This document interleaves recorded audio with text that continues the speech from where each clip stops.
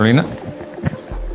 Bueno, pues ya tenemos la premiada y le paso el micrófono a Carolina Wilches, que es la persona que me ha ayudado en todo este proceso de parte de Naya, y ella os presentará al jurado y os dirigirá las palabras. Un aplauso para Carolina. No, por favor.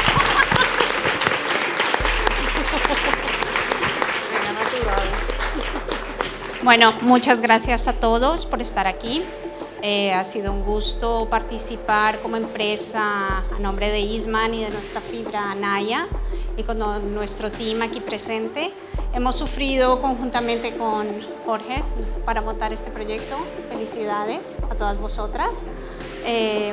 Muchas gracias por vuestra participación. Bueno, os presento al jurado. Montserrat Figueres, dueña de Citamur, Abel Ortiz, de Textiles Ortiz, y Claudia Ligari, diseñadora de su propia marca, Claudia Ligari, y yo, Carolina Wilches, de Eastman. Nos hemos reunido, hemos visto vuestros diseños, felicidades a todos. Y bueno, ahora procederemos a la entrega del premio.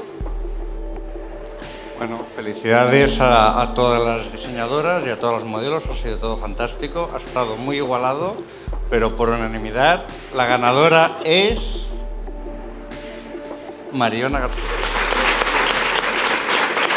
Felicidades, Mariona.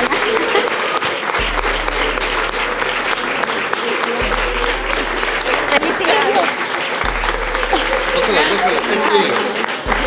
Muy bien. Jorge.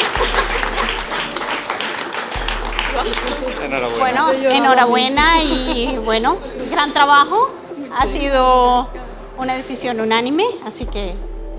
Pues, bueno, moltíssimes gràcies a tots, sobretot al jurat, al professorat, que ha sigut un suport enorme durant tot el curs, i a les meves companyes que hem fet un super treball en equip, o sigui que és que no m'ho crec. Moltes gràcies.